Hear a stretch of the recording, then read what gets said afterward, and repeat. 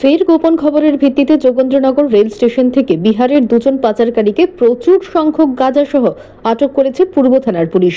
মঙ্গলবার সংবাদ মাধ্যমের মুখোমুখি হয়ে এসডিপিও দেবপ্রসাদ রায় জানান, সোমবার পুলিশের কাছে গোপন সূত্রে খবর আসে যে বিহারের দুজন পাচারকারী 36 কেজি গাঁজা নিয়ে যোগেন্দ্রনগর রেল স্টেশনে আসছে।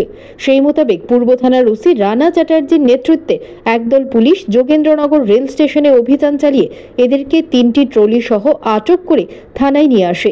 3টি ট্রলি থেকে মোট 36 কেজি গাঁজা উদ্ধার করা হয়। মঙ্গলবার ওদেরকে আদালতে প্রেরণ করা হয় বলে তিনি জানান। গতকালকে গোপন সূত্রের খবরের ভিত্তিতে একটি অভিযান চালানো হয়, গাঁজা বিরোধী নেশা বিরোধী অভিযান চালানো হয়। সেই অভিযানের মধ্যে বিশেষ করে নেতৃত্ব দেয় কমলা মোরা সিং, আমাদের পূর্ব থানার মহিলা অফিসার, এবং সঙ্গে আসিফ আলী এবং শ্যামল, ওনারা হচ্ছেন কলেজলা আউটপোস্ট থেকে, এবং টোটালি এই অভিযানটাকে নেতৃত্ব দিয়েছেন ওসি রানা চ্যাটার্জি। খবর ছিল যে 36 কেজি গাঁজা সহ 2জন ব্যক্তি যারা বিহারে বসবাসকারী, ওরা ত্রিপুরা থেকে গাঁজা নিয়ে যাবে এবং এটা আমাদের যোগেন্দ্রনগর রেল স্টেশন থেকে সেটা উঠবে।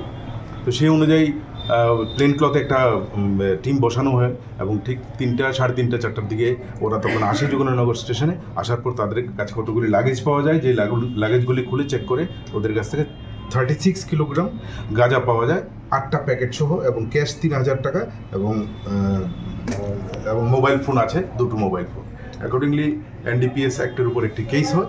তাদেরকে আজকে আমরা কোর্টে পাঠাবো এবং পুলিশ রিমান্ডে আনবো। এনে বিস্তারিত